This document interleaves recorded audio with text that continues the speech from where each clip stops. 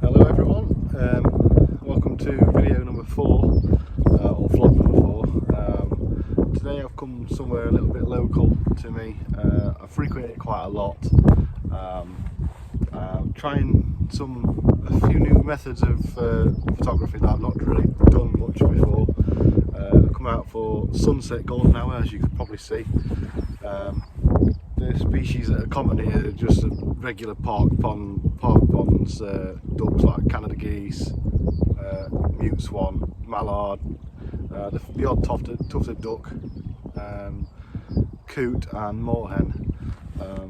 So it's nice to get in some practice with the more common, more abiding species, I guess. So yeah, today I've come for golden hour and I'm going to try and get some backlit shots. I have been up here earlier in the week and managed to get some really nice ones. The water was a lot calmer. It doesn't look too bad from this angle, but once you get down low the waves are quite prominent. They're probably reaching about probably 5 centimeters in height, so will make it a little bit difficult getting some of the shots that I'm aiming for, but also if we can get down low enough it might create some nice bokeh balls. So yeah, let's see how we get on.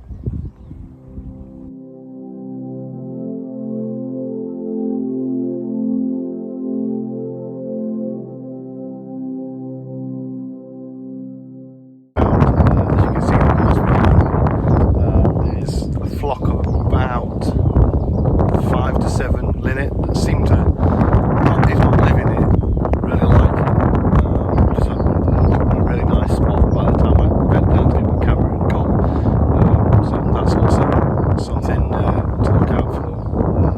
Quite a nice bird, not a bird that I've really photographed before. I've got quite a nice one, quite a nice shot of the female linnet, which I'll put up now. I'm yet to get a nice one that I like, the male with the red on the breast. So if the light plays ball tonight, we'll see if we can get that as well. That would be quite nice. Yeah, just see what I can play around with. Hopefully have fun doing it. So this is now me for the evening. As you can see, not the most comfortable of positions to be in, but it's what you do to get the shots. Set up now on the pond. You probably saw this strange looking contraption as I was getting out of the car. I've not got the money, or rather I should say I'm not willing to spend the money on the well-known skimmer ground pod. You can't really get it readily in the UK.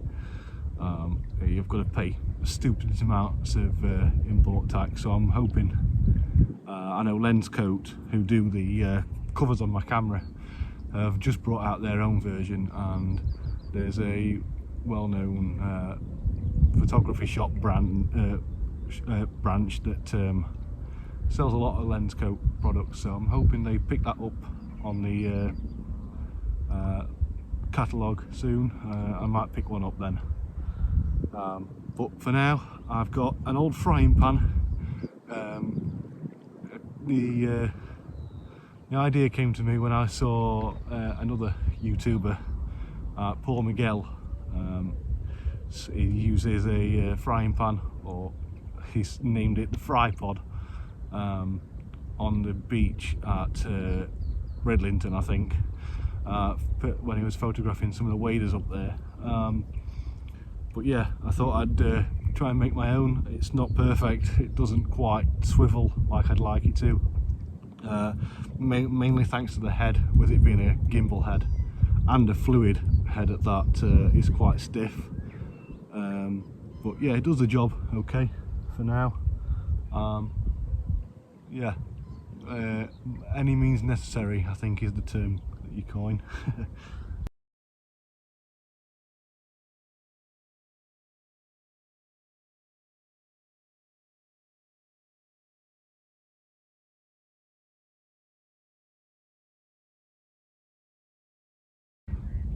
So my main reason for coming up and trying the backlit photos is some recent inspiration from the wildlife photo chat podcasts featuring or hosted by Ray Hennessy, a photographer I've only recently found, but love some of his work.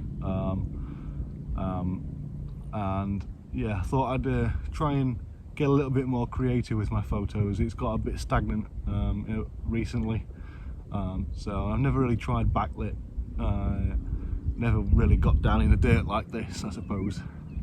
But yeah, I thought I'd start with the more common species and then move up from there. So right now I can see I believe they're called a herd of Canada geese, with bottoms up, feeding on the bottoms of water. There's a mute swan. You do get lapwing here, and you get sand martin as well, which is nice. I've seen people get low angle shots of really fast moving birds, and I've no clue how they get it, because lying like this and getting stationary shots of birds is hard enough. So we'll see how we go. The more I get my eye in, I might try a bit. But the weather, well, the sun is looking like it's going to peek behind the cloud any minute now. Still a bit high, but I'm hoping the clouds sort of disappear for a bit, because it is a little bit cloudy compared to when I got some lovely shots the other day. And again, the water's a lot more choppy.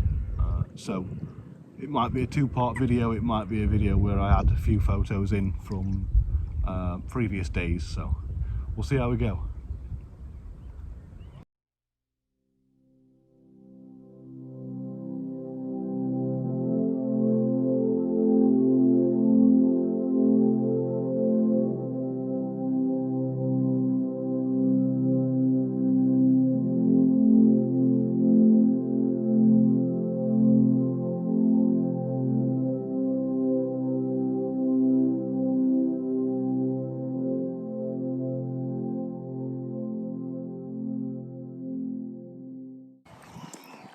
So I think this video will almost certainly turn into a two-parter now. I've just watched as two or three really helium balloons have just come landing on where the San Martin box is. Watched it for a few minutes. It's on the land, so I know I can get to it. The San Martin seems to be going a bit berserk, so when it comes to helping wildlife, photography for me definitely takes a back seat. I don't want to disturb them, and if I can help them in any way, the camera goes down. Didn't see the balloons come in, but I've just seen them land, so I'm going to go and pick those up. I do have to climb over the conservation fence. But I've got a feeling I've got a valid excuse if anyone sees me and raises a complaint or anything. So, yep, let's go and get those balloons. Yeah, there they are, closer to the edge than I thought. So I'll just go grab those. I thought I was going to have to go in the water.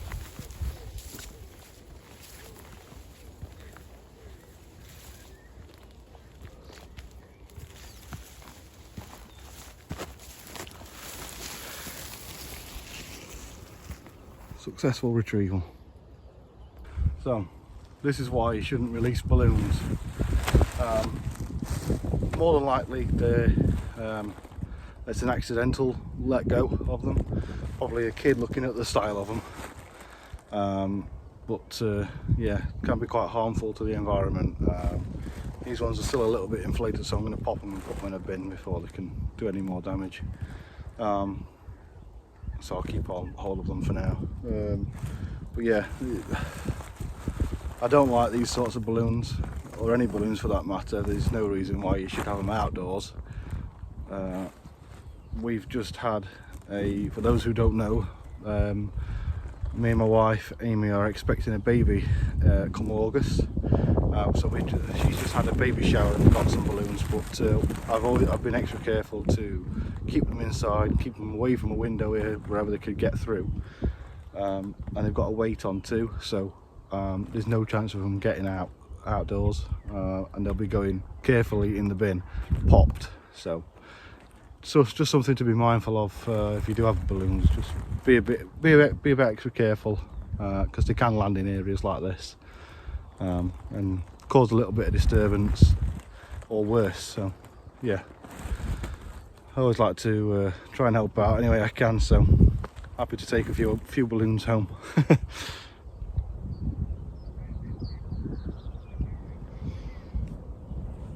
So thought I'd just come and sit on this bench here and see if the sun pokes out about behind the clouds again, but it doesn't look likely. The wind's coming towards me, and the way that I'm looking is quite a big cloud, so I think that's it for the night. Almost certainly will be a two-parter, a video spanning 2 days I should say. In the next part of the video I'll talk about my sort of idea behind the shot and how I'm trying to be a bit more deliberate.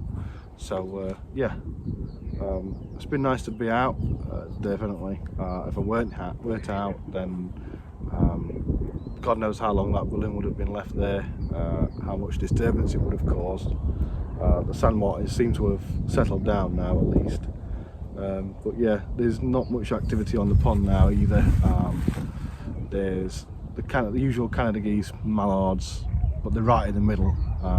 Just had a look through the binoculars. I can see lapwing with the chicks right on the other side of the pond, but they hardly ever come this side. Fly over your heads, but that's about it. There doesn't seem to be any tufted tonight. I know they flew in the last time I was here, nearly landed on top of me in fact. I was that close to the water, and it looks as though the other day there was 2 little ring plovers on the other side where the lapwings stay.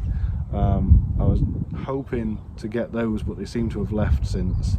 But it's that sort of location. It's quite high up compared to the surrounding areas, so it can bring the odd rarity. And as the summer turns into autumn, I know we've got a ways to go yet, a few more uncomfortable nights I would imagine.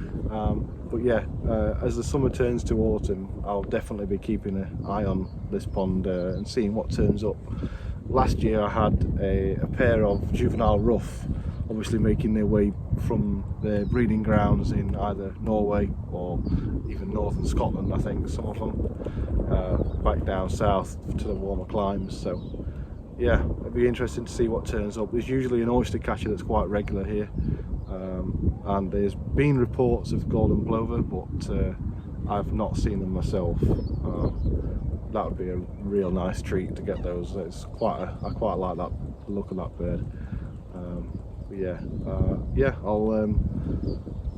it'll be a second for you, a few days for me, I would imagine. So yep, see how we get on. So it's day 2. It took a few days for me to get up here. I've had to wait for the weather to change and the free time to free up. But yeah, back at it, see what I can get. Hopefully there's no balloons to disturb me today. I'm looking on the pond, and the only thing that seems close at the moment is the Canada geese.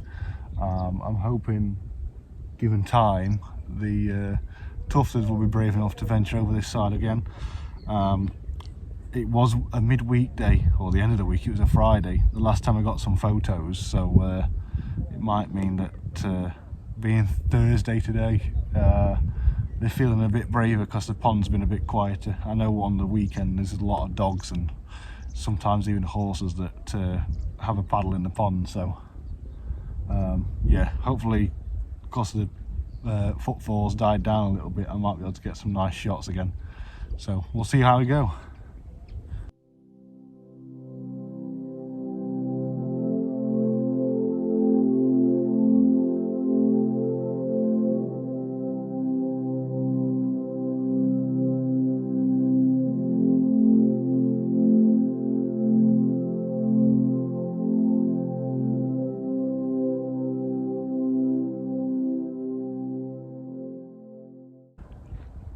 So a little bit of what I'm looking for up on this pond, where you can probably tell with the sun on my face, the sun sets just right straight over the pond, so I'm going for some nice backlit golden hour shots. I've tried in the morning, but the sun comes up at the wrong angle. I can't get the birds, the sun behind the birds in the morning, so I'm having to come up when it's a little bit busier in the evenings to try and get the shots that I'm after. But this is part of the when I mentioned about listening to the podcast and getting a bit of inspiration from it, I guess, that it's making me start to think more about the shots that I want, not just going out trigger happy, firing off shots at everything. I'm actually kind of planning what I want, and while these are common species at the moment, it's sort of helping me to hone my skills a little bit, to see what I'm capable of, and how I can implement it into some more or less common species.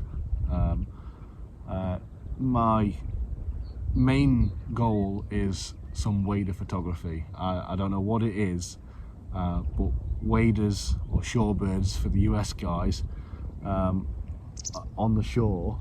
There's a little pied wagtail flies past. Yeah, the waders on the shore, the photos that I see on Instagram really just set something alight in me. So that's what I want to go for ultimately. But being 2 hours away from any decent sort of coastline, I'm having to make do with waterfowl, and hopefully be able to get the odd migrant passing through onto this pond. It's not a very big pond, but it does bring up the rarity being a little bit elevated compared to the surrounding area. It's quite appealing to them in winter, apparently. So yeah, the longer I stick up here, the more chance I get of getting something that's not your common sight. So yeah, it's a little bit about what I'm trying to get here tonight, and what I have been getting for the past week. Yeah, it's going well so far, I think. Just trying to try a few more creative shots. I've got the typical backlit silhouetted. I want to try and add a little bit to that, so like some water droplets or a little bit of action or behavioural traits, I guess, of the waterfowl that's on the pond. So we'll keep at it, and I'll see what I can show you guys.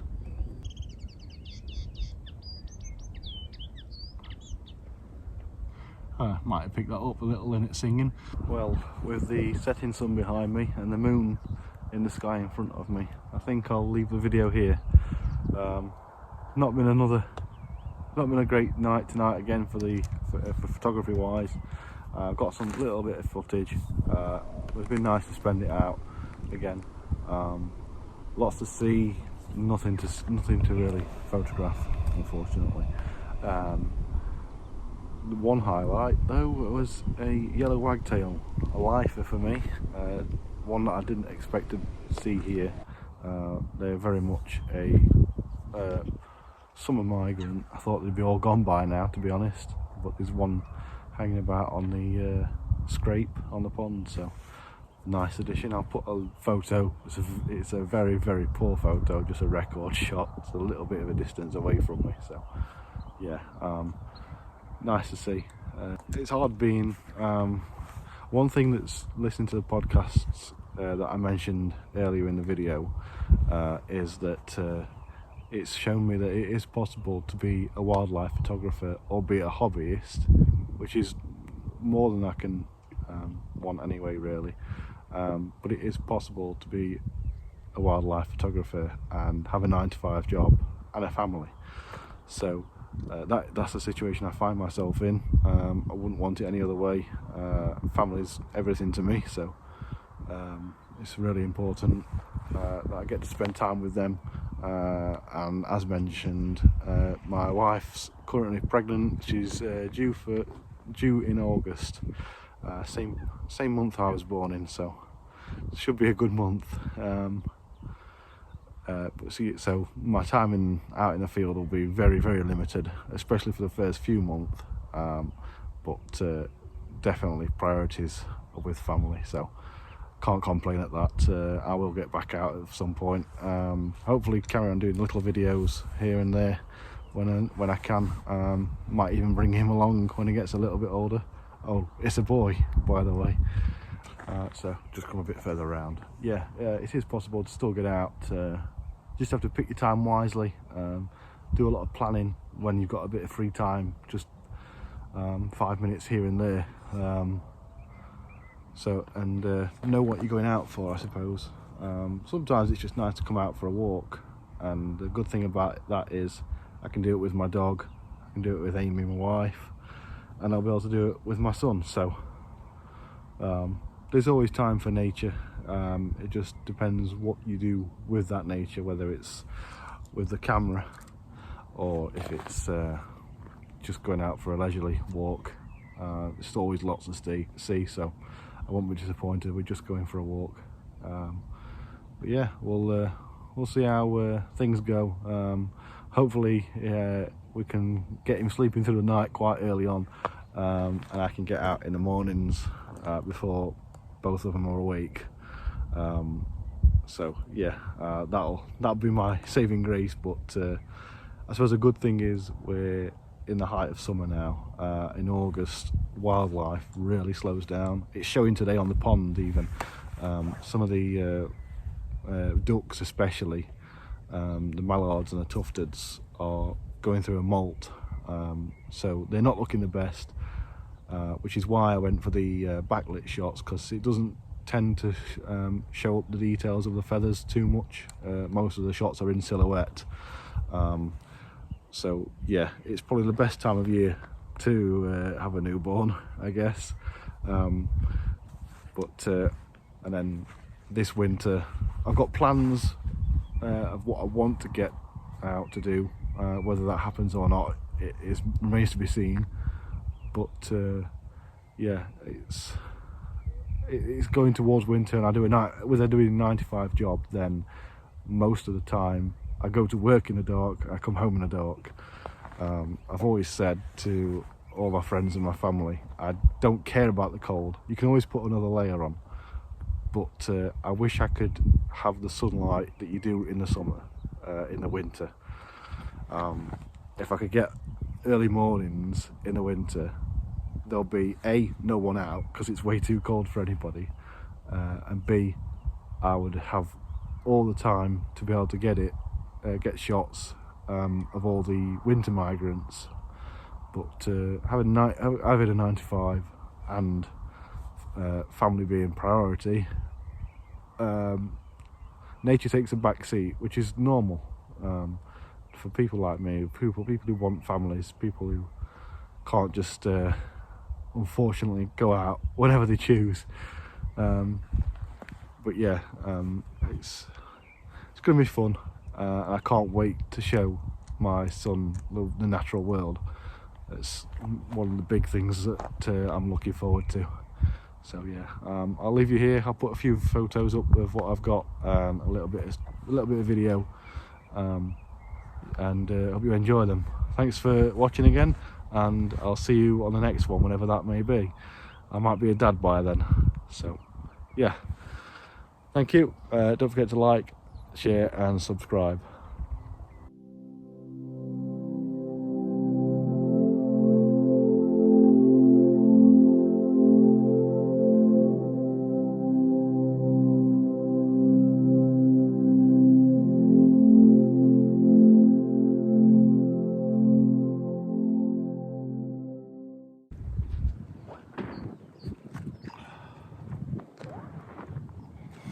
Probably putting this on a bloopers on the end, me crawling back and forth to the camera.